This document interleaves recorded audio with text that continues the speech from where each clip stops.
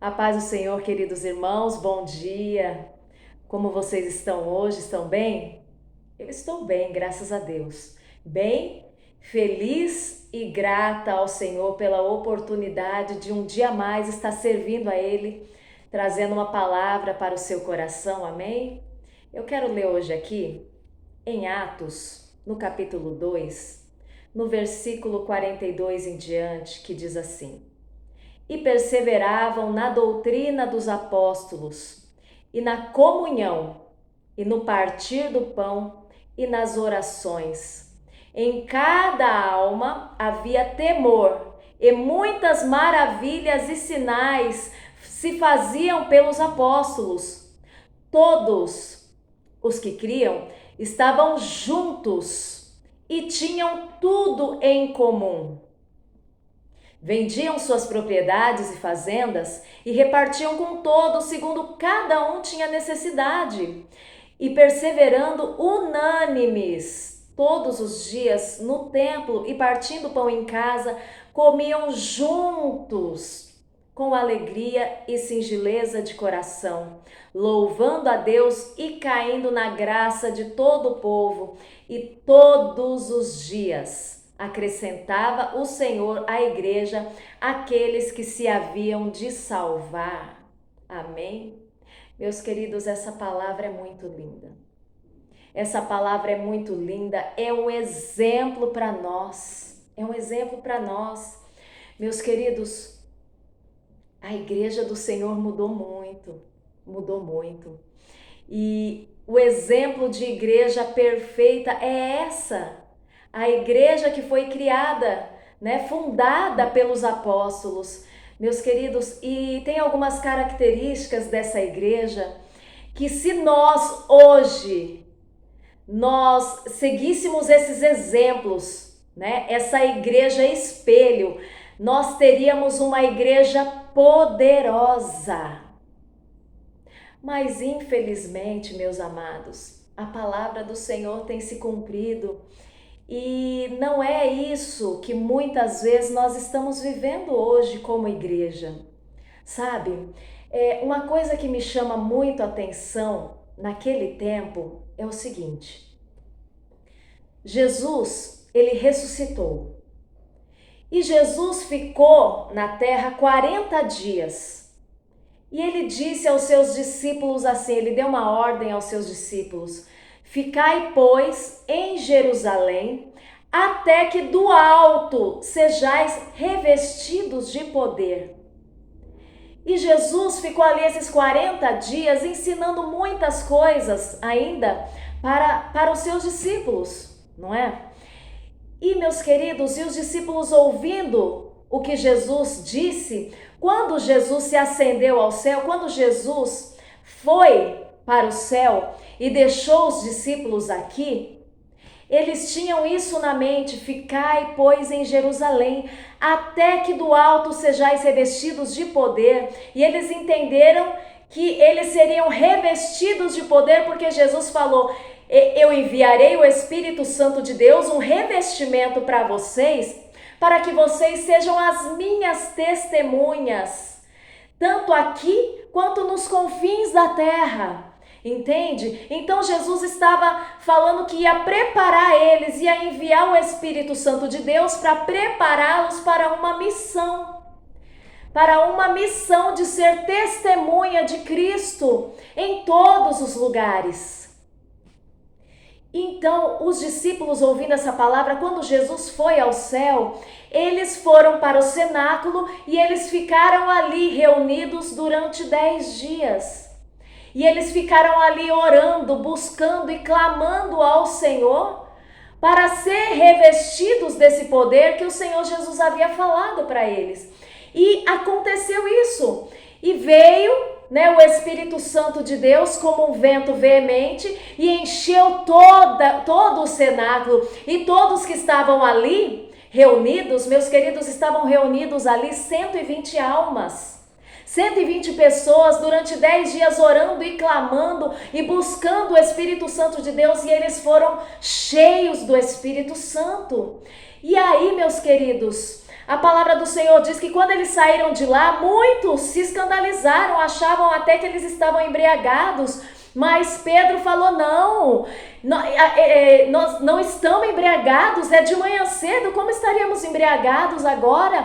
Nós estamos cheios do Espírito Santo de Deus. E ali ele começou a pregar para aqueles que estavam lá, só que ele já estava pregando de uma forma diferente. Aí disse Pedro assim, arrependei-vos, cada um de vós, e seja batizado em nome de Jesus Cristo para perdão dos pecados, e recebereis também o dom do Espírito Santo, porque essa promessa diz a respeito de vós, aos vossos filhos e todos aqueles que estão longe, tantos quantos Deus, o nosso Senhor, chamar.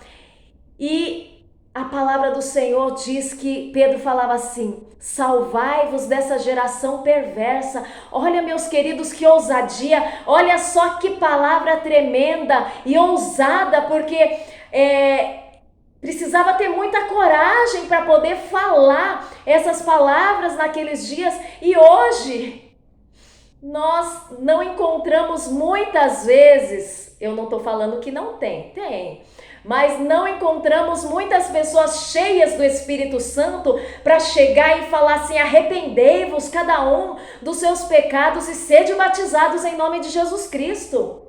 E recebereis o dom do Espírito Santo. Salvai-vos dessa geração perversa. Meus queridos, isso são palavras, é uma pregação de alguém que está cheio de Deus, cheio do poder do Espírito Santo de Deus, para testificar a Jesus Cristo.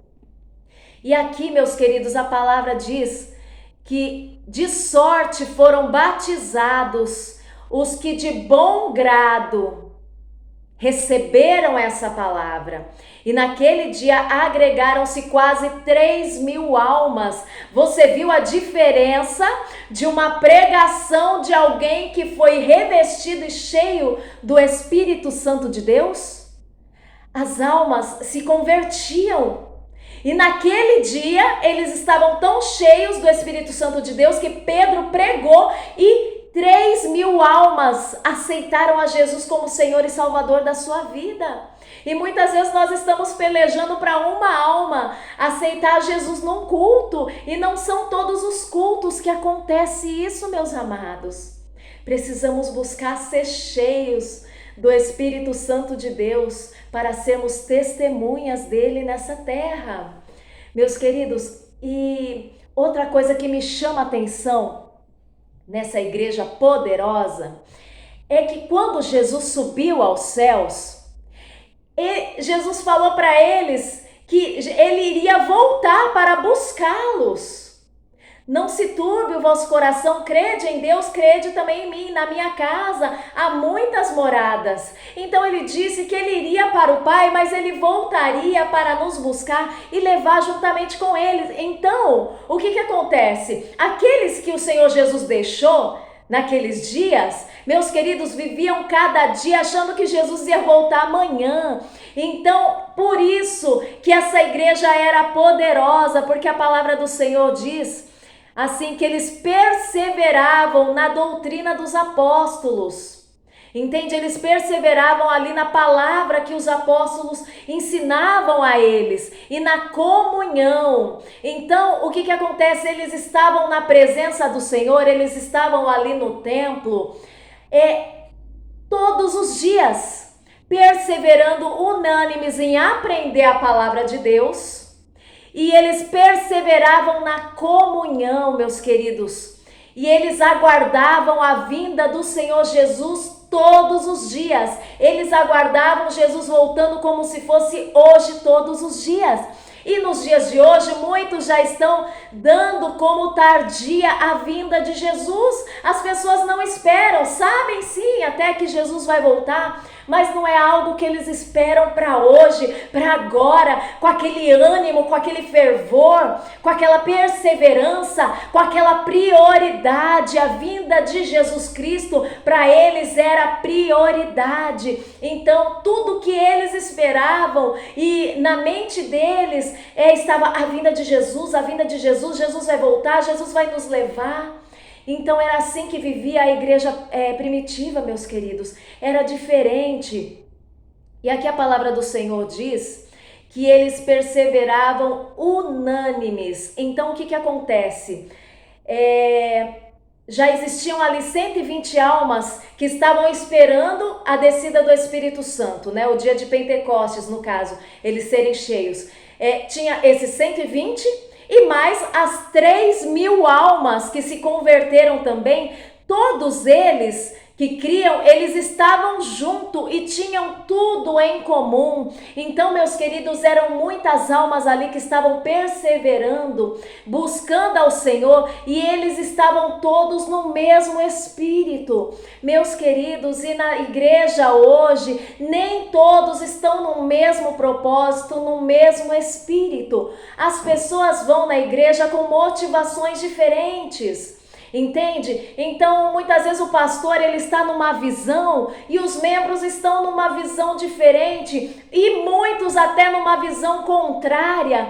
Então, a palavra do Senhor, meus queridos, diz que um reino dividido não pode subsistir. E é por isso que muitas vezes nós não vivemos hoje o poder e os milagres do Senhor por causa da divisão dentro das igrejas. Nós precisamos ter a consciência que a igreja primitiva, eles tinham tudo em comum, eles faziam tudo juntos, eles viviam todos no mesmo propósito, numa mesma visão, numa mesma direção. Os membros, eles tinham a visão do seu pastor.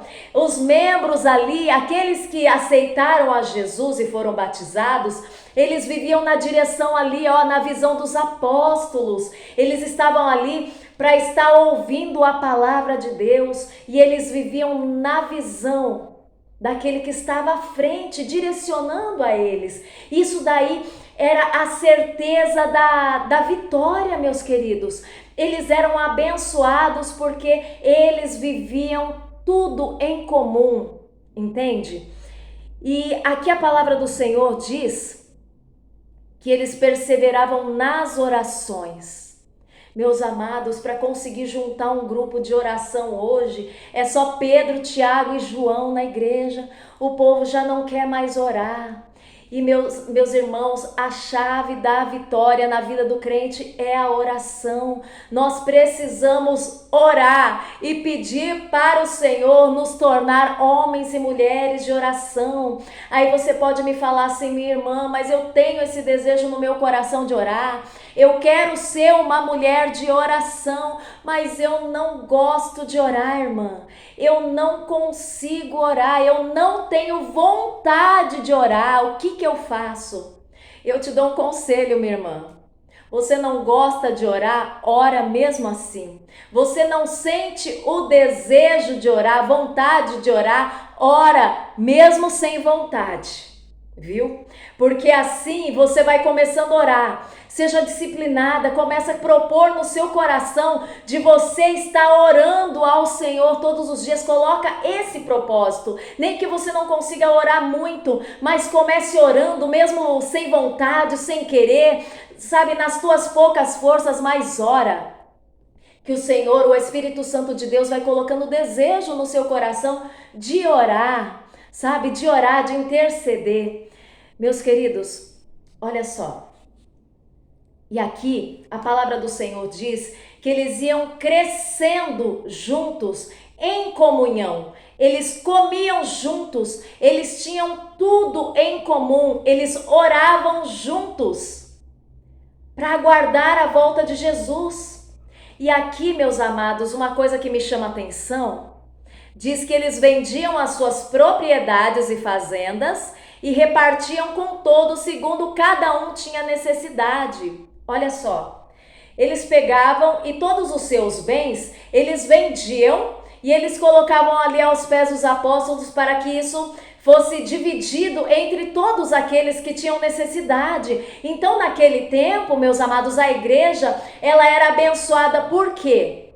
porque ninguém tinha necessidade de nada. As necessidades eram supridas porque o coração deles não estavam nas coisas que eles possuíam, porque eles não tinham essa visão de mundo não como nós temos. Eles não se embaraçavam com as coisas daqui não, porque como eu disse antes, o foco deles era o céu, o foco deles era Jesus, o foco deles era a volta de Cristo, era estar com Jesus. Então, eles tinham o foco nas coisas do reino de Deus. Então eles eram completamente desprendidos das coisas daqui. Então os bens que eles tinham não importava, não tinham valor para eles. Então eles tinham um coração voluntário a ponto de entregar aos pés dos apóstolos para que fosse vendido e distribuído. Assim aquele que não tinha nada ficava tendo um pouco, e aquele que tinha muito, ele não deixava de ter, mas ele ajudava aquele que não tinha, e assim eles viviam felizes, juntos, em união, em comunhão.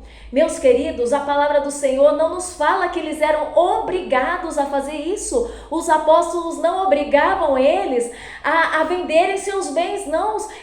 Os seus bens não, eles faziam isso com o seu coração, porque eles valorizavam mais as pessoas do que as coisas, entende? Eles tinham o amor de Cristo dentro do seu coração. E a palavra do Senhor diz que por se multiplicar a iniquidade, o amor de muitos se esfriará. E nós não estamos amando o nosso próximo, meus queridos. Por quê? Porque a nossa visão não está no reino. A nossa visão não está em Deus. A nossa visão não está em pessoas, mas a nossa visão está em coisas. Entende? Então, meus amados, eles não eram obrigados a vender. Aí as pessoas falam assim, mas então por que Ananias e Safira foram mortos? Porque eles venderam seus bens e eles entregaram um pouco dos bens, né, do dinheiro dos bens aos pés dos apóstolos, e eles retiveram uma parte.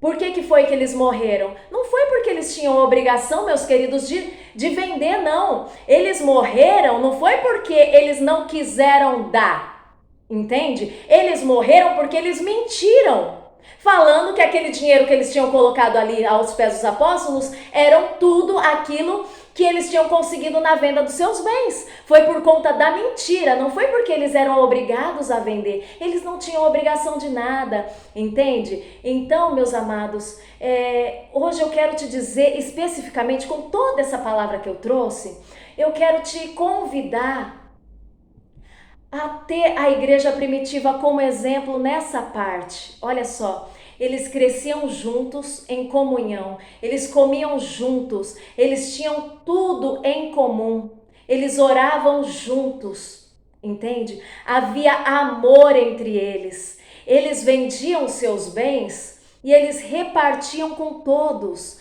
Entende? Então, meus queridos, o que está acontecendo? Hoje nós estamos vendo uma geração individualista. Sabe aquele ditado popular?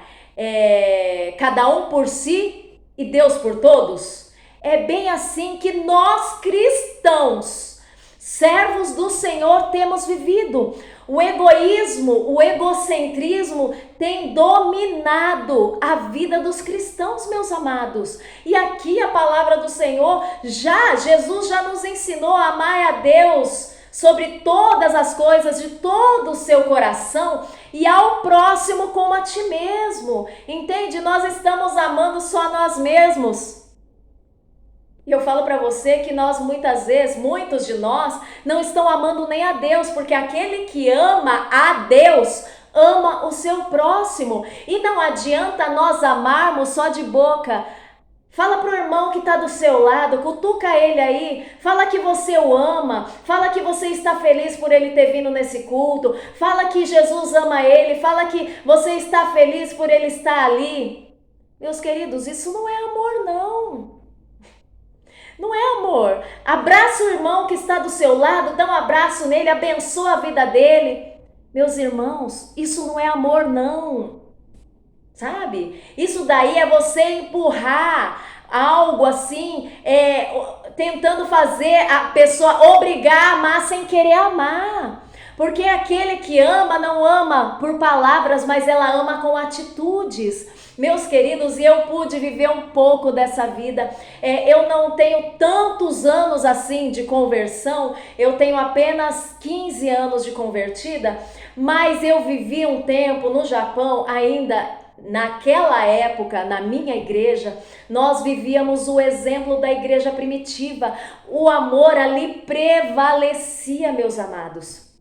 Sabe, nós vivíamos como se fosse uma família, tanto que quando eu vim para o Brasil, quando eu deixei aquela igreja, mas foi uma dor tão grande dentro de mim, eu chorava tanto, porque parecia que estava tirando algo, sabe, um pedaço de mim estava sendo deixado para trás. Eu sofri muito e por um ano eu vivia sofrendo, porque eu não conseguia me desligar da minha família, sabe, eu não conseguia me desligar, eu não conseguia viver aqui 100%, porque o meu corpo estava aqui e o meu coração estava lá com eles. Nós vivíamos como uma família, nós estávamos o tempo todo reunidos, nós comíamos junto. Depois do culto, todo mundo subia para a cantina e nós íamos ali confraternizar, sabe, o culto acabava tarde, acabava 11h30 da noite, porque os cultos lá no Japão começam 9 horas. Entende, meus queridos? Então, o culto acabava 11h30, mais ou menos, e nós subíamos ainda para a cantina e ficávamos conversando,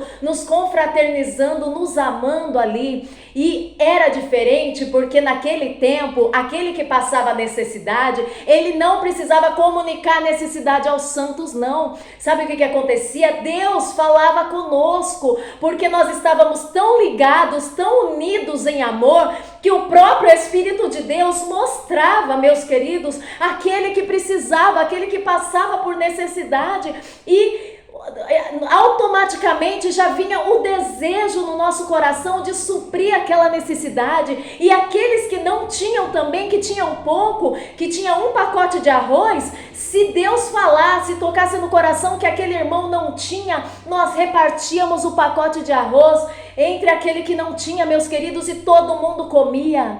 Você está entendendo? Então eu pude viver essa experiência. Meus amados, eu convido você a olhar para o seu lado. Pode ser que tenha alguém do seu lado morrendo. Sabe, a igreja hoje muitas vezes tem pessoas doentes emocionalmente, psicologicamente, espiritualmente, até muitas vezes mortas dentro da casa do Senhor e ninguém percebe. Você sabe por quê? Porque cada um está preocupado com a sua própria vida. Ninguém mais está preocupado com a vida do outro. E ninguém mais está amando o suficiente a ponto de querer ser um instrumento de bênção, um instrumento de cura, um instrumento de restauração, de fortalecimento. Você pode estar do lado de uma pessoa que precisa, que ela está se sentindo tão sozinha, tão abandonada, tão entristecida com as coisas da vida, de repente está passando por um sentimento de abandono, foi abandonado, ou de repente foi rejeitado, está se sentindo rejeitado, a família muitas vezes tem rejeitado porque tá passando por uma situação difícil, de repente não consegue ser liberto de algo e a família está rejeitando. Essa pessoa muitas vezes está numa tristeza tão profunda e muitas vezes está ali do seu lado, diante dos teus olhos, e você não está vendo. Então, meus queridos, vamos amar. Procura em nome de Jesus ser um canal através de palavras, através de sorrisos, através de abraços, sabe? Tem pessoas que oram pedindo para Deus receber uma visita. Terça-feira eu achei lindo, a pastora falando no círculo de oração, falou assim: meus irmãos, todo dia que tem culto, todo dia que tem oração na igreja, acabou esse período de oração, eu vou na casa de uma irmã visitar, sabe? E ela sai ali da igreja e ela já vai direto visitar essa pessoa, e ela não avisa a pessoa que tá indo lá, não. Aí ela falou: você sabe por quê? Porque quando você avisa a pessoa vai querer comprar as coisas, vai preparar um banquete para você, e não é essa a minha intenção. Eu não vou lá para tomar um café, mas eu vou lá para poder ver a pessoa, para estar trazendo uma palavra de bênção, uma palavra que vai curar a alma dessa pessoa. Então é lindo isso, meus queridos. Nós precisamos viver sabendo que existem pessoas que têm dor, pessoas que estão sofrendo. Eu sei que você tem dor, eu sei que você passa por sofrimentos, mas nós precisamos viver também nos preocupando com a dor do próximo. Entende? Porque aquele que não sente dentro do seu coração a dor do seu próximo, com certeza não pode falar que ama a Deus, porque aquele que diz que ama a Deus e não ama ao seu irmão é mentiroso. Então muitas vezes nós estamos enganando a quem? Nós estamos enganando a nós mesmos, falando que nós amamos a Deus. E o amor, meus queridos, nós demonstramos através da preocupação, do zelo, do amor ao nosso próximo. E essa igreja primitiva, ela era uma igreja poderosa. Almas se rendiam a Jesus Cristo a todos os dias. Todos os dias almas eram salvas, e acrescentava o Senhor à igreja aqueles que se haviam de salvar. E eles caíam na graça do povo. Por quê? Porque eles tinham amor. Todos queriam estar perto deles. Sabe, meus queridos, a igreja era poderosa, a igreja operava milagres e maravilhas, e nós muitas vezes não vemos isso hoje porque nós estamos deixando muito a desejar como igreja. Entende, meus queridos? Então vamos amar. Vamos nos preocupar com a dor do nosso próximo. Vamos curar as pessoas. Sabia que um abraço cura? Um sorriso cura. Sabe, certa vez eu estava na porta da igreja e ali no final do culto eu já estava ali para despedir dos irmãos e eu abracei uma irmã que era de idade, uma irmã muito velhinha, que ela já é falecida hoje, e eu abracei ela assim, sabe, bem forte. Eu falei: a paz do Senhor, minha querida, que bom te ver, eu não te vi hoje, que bom te ver. E abracei ela, ela começou a chorar. Ela falou: minha irmã, eu cheguei tão arrasada aqui, eu cheguei tão triste, e eu vou falar uma coisa para você. Eu estava saindo triste, abatida ainda desse culto, eu estava indo triste para minha casa, mas tudo que eu precisava hoje você me deu agora, esse sorriso e esse abraço, foi o que eu precisava no dia de hoje, e me agradeceu, sabe? Algo tão simples, tão singelo, que foi tudo aquilo que ela precisava naquele momento para tirar aquela tristeza. Entendeu, meus queridos?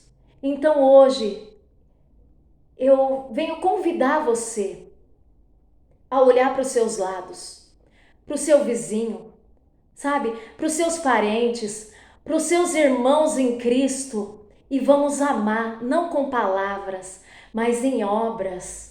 Amém? Porque pode pessoas estarem doentes do seu lado, morrendo, precisando ser curadas, e existem coisas que muitas vezes nós não vamos conseguir arrancar a dor dessa pessoa, porque a dor pode ser muito grande, você não consiga fazer nada para que isso possa ser resolvido, só Deus para tirar e curar verdadeiramente e tirar a dor dessa pessoa, mas você pode amenizar essa dor. Amém? Você pode ser um instrumento de cura, você pode ser um instrumento de libertação, de restauração numa vida. Então seja luz. Amém? Que Deus abençoe a sua vida, Deus abençoe o seu dia e a sua família em nome de Jesus, e a paz do Senhor, meus queridos.